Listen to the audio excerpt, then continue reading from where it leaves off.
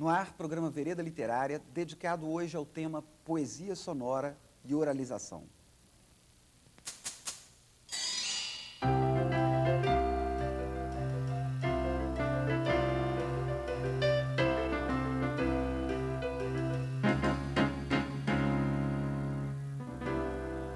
Para conversar conosco sobre esse assunto, convidamos Carlos Augusto Novaes, poeta e professor de literatura brasileira; Ana Caetano, poeta e pesquisadora; e Marcelo Dolabella, poeta e professor de literatura e língua portuguesa do UniBH.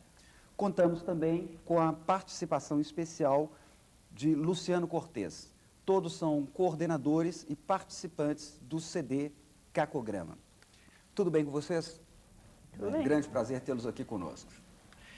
Bem, no texto de apresentação do CD Cacograma, que vocês projetaram e realizaram, né, vocês lançam uma interrogação que, de certa forma, dá o tom geral do trabalho, uma interrogação extremamente problemática, que se coloca nos seguintes termos: se a ideia de utopia está aderida à existência mesma das vanguardas, ainda há futuro para a vanguarda? E como falar de poesia com o fim de utopia? Então, vou pedir a vocês, a cada um de vocês, que articule uma resposta atual para essa questão, mas nós vamos começar com a participação especial do Luciano Cortez em depoimento. Vamos ver? A relação entre poesia e vanguardas, ela se dá dentro da história do início do século passado, do século XX, em que o projeto utópico dessas vanguardas artísticas estavam relativamente colado ao projeto utópico social mais genérico. No momento que esse projeto utópico social mais genérico, histórico, ele decai, por exemplo, com a burocratização da União Soviética, só para citar um exemplo, o projeto estético se descola dessa possibilidade material de sua realização como realização concreta humana. O que sobra, portanto, é muito uma tentativa de manter presente certas possibilidades de representar o mundo, mesmo que descolado dessas possibilidades concretas de transformação. Em função disso, se pode se encaminhar, né, se deslocar entre esteticismo e realização utópica propriamente, né, do projeto, que vai poder se realizar simplesmente como linguagem, não como realização concreta humana. Bom, vamos então agora às respostas de vocês. Bom, eu acho que o Luciano resumiu bem o que seria o projeto inicial de discussão da utopia. E eu diria, resumindo, que talvez a posição nossa, inclusive com relação ao CD, seria dizer isso, que o poeta de vanguarda é aquele que sabe que a utopia acabou, mas não se conforma. E esse não se conformar é exatamente isso que o Luciano colocou, de se nós estamos nesse dilema e não é possível mais corporificar, né, no mundo a utopia, no sentido mais geral, também não é a solução se encastelar no esteticismo radical. Mas talvez a resposta hoje seja tentar ainda, né, e sempre alargar o universo poético e transformar a experimentação da linguagem numa experimentação da vida, já que nós vivemos na linguagem, a linguagem é a nossa maneira de existência no mundo. Então, é alargar as fronteiras não só dentro do universo estético, mas tentar invadir o mundo mesmo com a experimentação poética. Isso seria a proposta. Eu acho que a palavra-chave, que me parece que você toca nela agora nesse final do seu depoimento, exatamente é a palavra experimentação. Eu acho que se a gente trabalha com experimentação, utopia, vanguarda, essa tríade, né, a gente pode, na verdade, experimentar algumas realizações interessantes que dialogam, de certa forma, com o mundo, né? Quanto à ideia do CD, não sei se exatamente é uma resposta a essa pergunta que está colocada na sua apresentação. Me parece que o CD é muito mais uma frequentação dessa pergunta, é muito mais uma lenha para a fogueira, né? E é muito isso simboliza muito bem no final do CD, no último poema colocado, do Juquinha, que diz: ufa, até que enfim cheguei no começo. Quer dizer, eu acho que, na verdade, é o começo dessa discussão que o CD propõe, não é exatamente uma resposta. Ok. Marcelo. Bom, eu acho que, acrescentando um pouco, o que a gente tem que fazer também, ainda mais o jeito que a Ana falou, que a gente está incomodado com essa questão, é também levantar a voz, principalmente com quem transforma um certo repertório da experimentação no lugar nenhum do fazer artístico, né? O pessoal da pós-modernidade, ao invés de ter experimentação como uma coisa futura de novas experimentações, transforma a experimentação num cânone, num repertório fixo, como se o passado das vanguardas não serve, e o que serve da vanguarda é repetir certos experimentos, questão da performance, questão da instalação, questão da videoinstalação, como se fosse, mais uma vez, o que teoricamente e na prática a vanguarda veio combater, que era as retóricas passadistas. Quer dizer, quem combate a vanguarda, na verdade, combate a vanguarda por essa luta futura que não pode existir, segundo os teóricos pós-modernos, mas eles fazem exatamente aquilo que a gente da vanguarda sempre combateu, que foi transformar todo o repertório em retórica. Então, a gente ainda tem muita coisa que fazer, que é não deixar se instaurar novas retóricas, agora a partir das vanguardas, né? Ok, isso me dá margem, inclusive, que eu peça, né, que vocês aprofundem um pouco mais essa questão que vocês lançam também no texto de apresentação, do preço, ou seja, de uma certa integração da poesia ao mercado, e do apreço, né, a expressão que vocês utilizam, que de certa forma refere-se a essa questão da integração da poesia a, chamemos assim, sistemas oficiais de gosto. A questão do apreço, por exemplo, quanto à vanguarda, é não entendê-la, aproveitando inclusive o que o Marcelo disse há pouco, né, como o classicismo do século XX. Se você imagina a vanguarda como aquele estabelecendo certos padrões de gosto, acho que você, na verdade, detona a própria ideia do conceito de vanguarda. Né? Então, o apreço, nesse sentido, vai muito nessa direção, né? De você não estabelecer esse padrão, não tornar a vanguarda como um novo classicismo.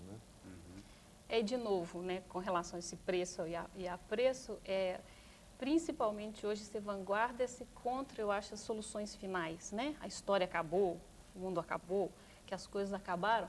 Quer dizer, não existem as grandes conclusões, e o papel da vanguarda vai ser e será sempre, né, o do desafio dessas soluções finais. Então, não deixar que se cristalize, né, que a vanguarda se torne uma peça de museu, ou que essas experimentações sejam, de novo, um cânone que vai ser simplesmente outra vez fixo e estudado na escola, como se fosse uma coisa rígida.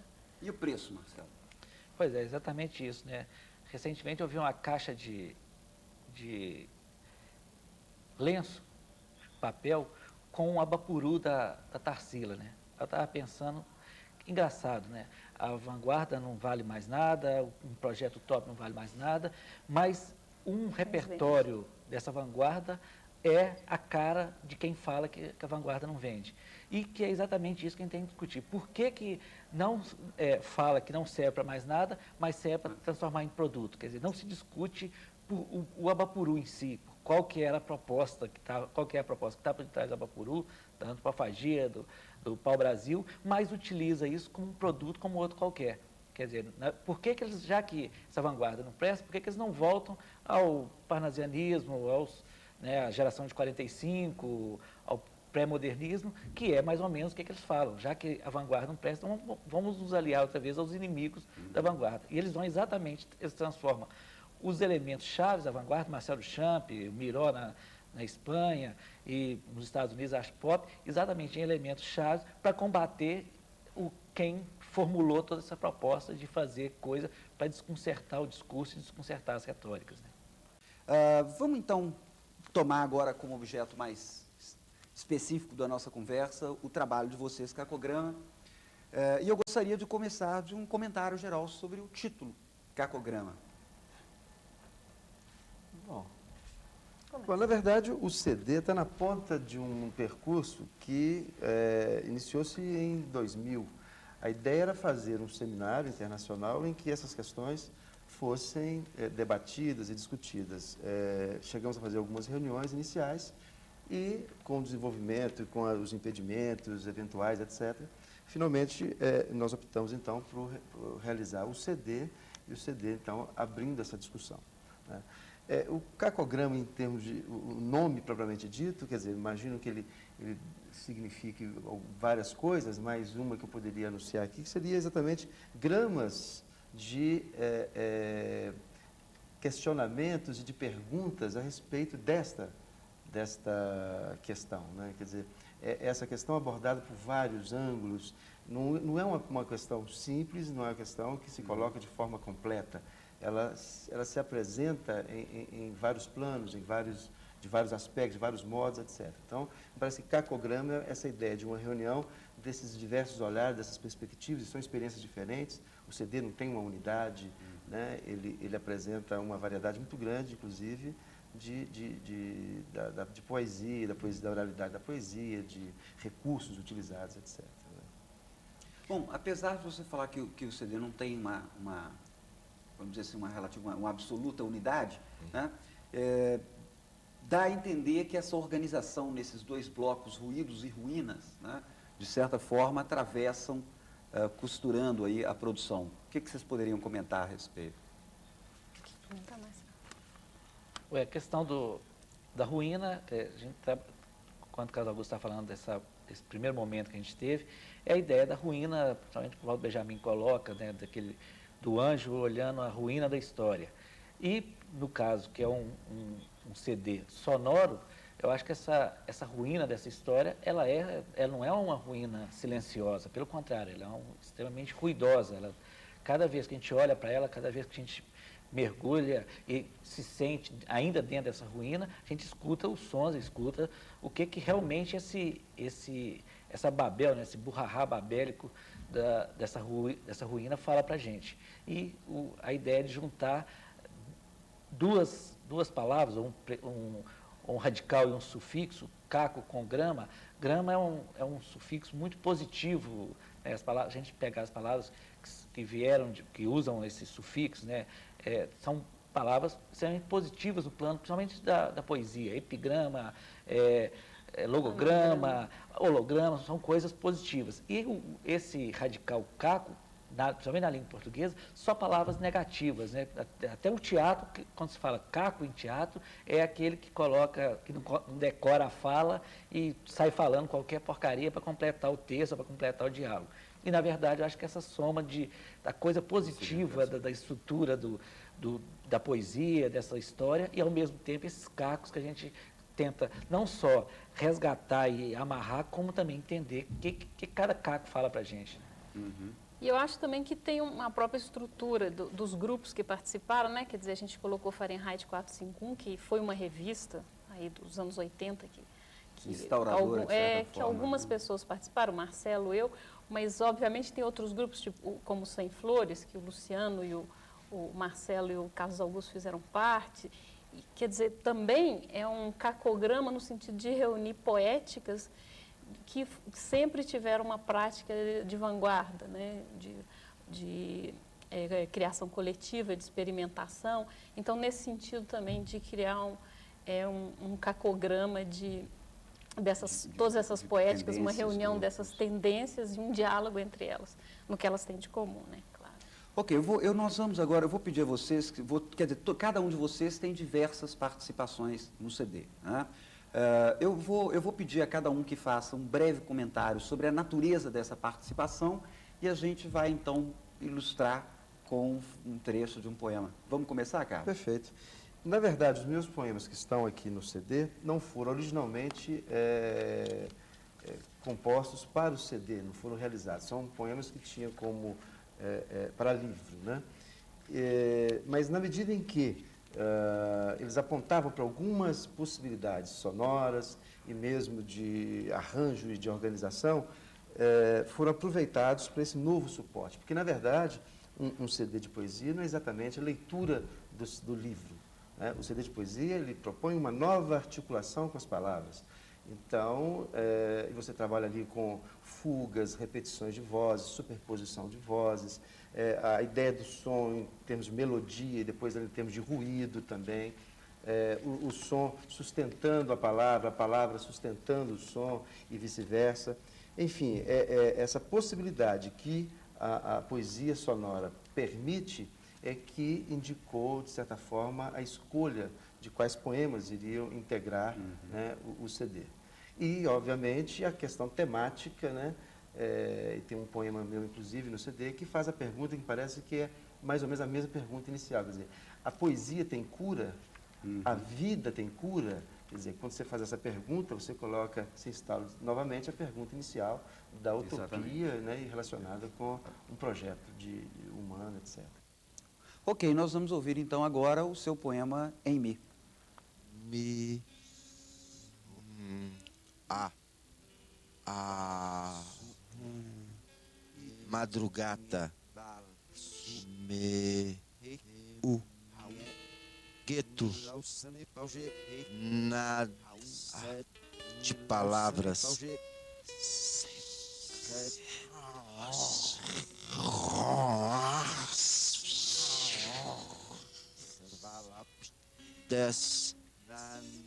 vejo apenas sua língua que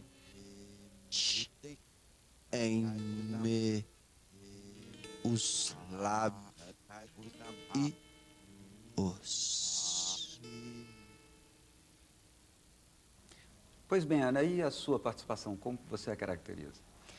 Bom, na verdade, são alguns poemas que já tinham sido feitos, estavam naquela coleção Poesia Orbital, no livro 14, e que eu escolhi também por isso, porque a temática, né, tinha a ver com a ideia da utopia, e 2 têm alguma experimentação em termos de oralização, que é o Abracadabra e o Golem, e 2 deles vão ser parte de um livro futuro que eu estou pensando talvez para o ano que vem, que é o Sem Sentido, que é um jogo, na verdade, de linguagem entre os 5 sentidos e o sentido no sentido de significado, que é exatamente essa pergunta, né? Como hoje conviver com a falta de sentido ou com a ausência de sentido, o vazio do mundo. Vamos ouvir então, Ana, seus 2 poemas Abracadabra e A Guerra Acabou.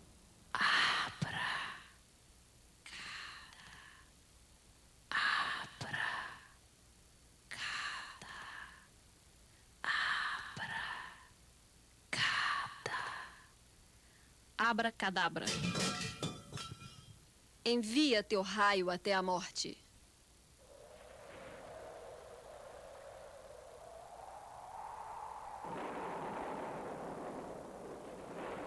A guerra acabou.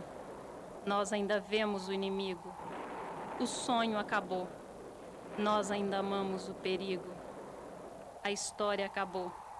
A memória ainda é um anjo antigo. O mundo acabou. O futuro ainda é um abrigo.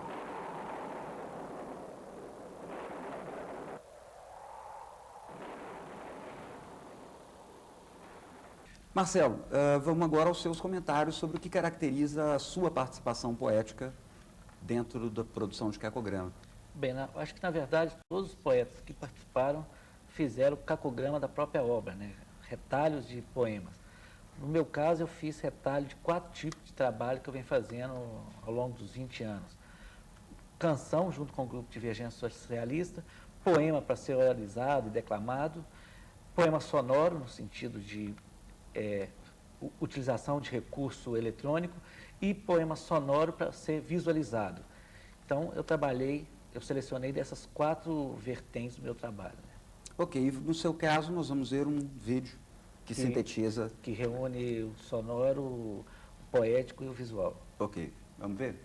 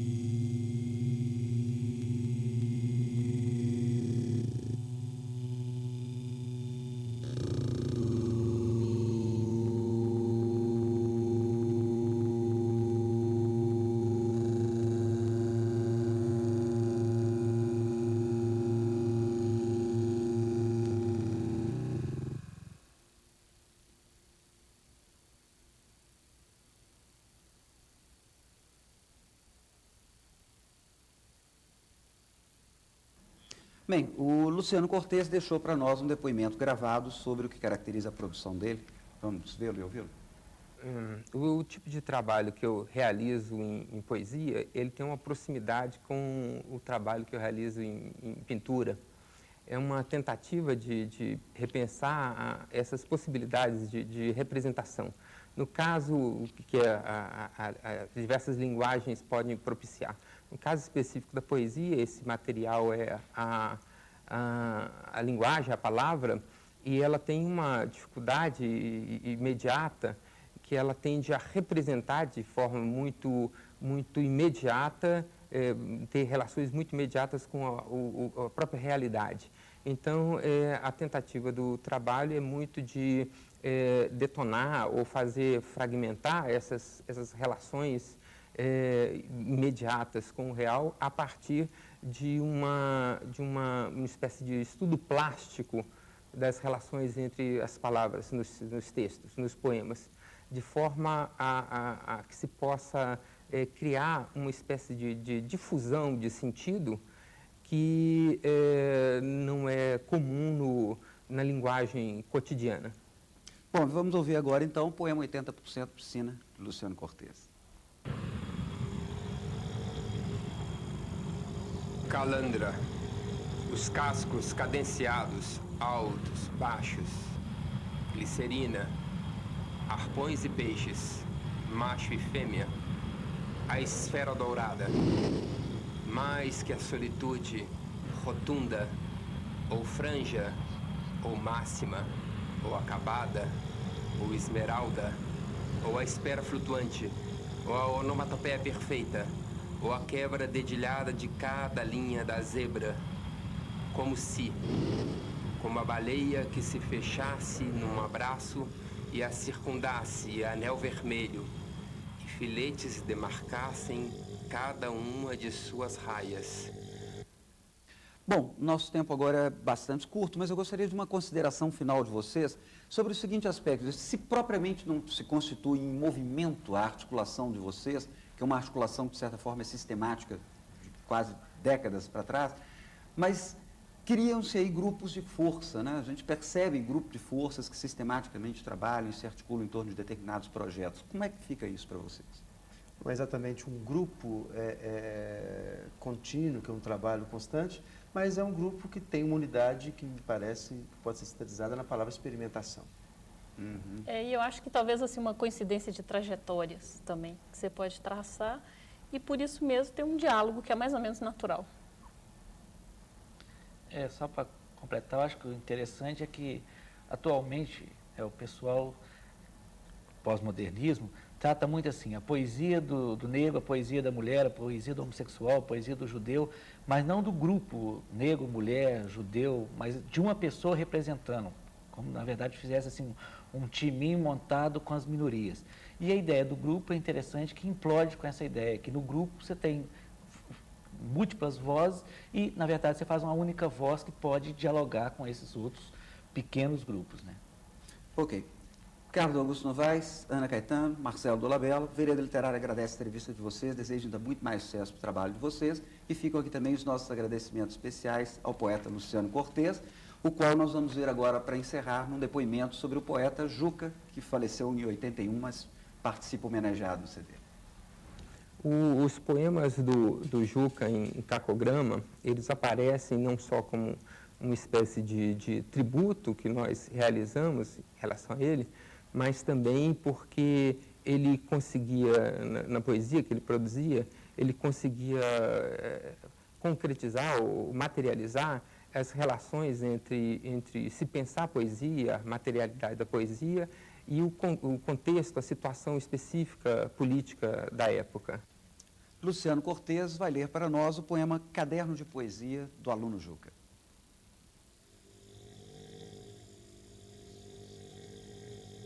O professor estava lá na frente, falando. E nós, no outro lugar, não escutando.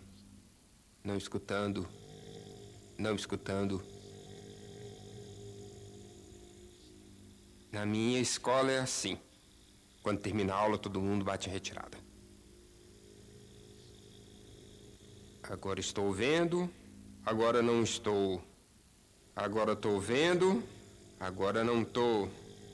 Agora estão vendo, agora não estou.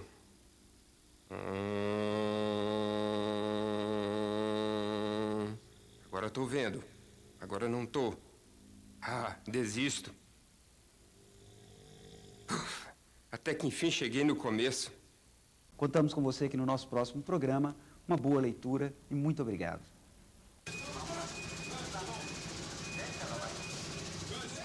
Não adianta insistir no espetáculo. De trás desse obstáculo, meus olhos não fazem sentido. Perdido o sentido que tem. Quem tem pressa, que esqueça. Em terra de surdo, palavras não criam sentenças. E se criam, não faz diferença. Quem tem olhos, que veja.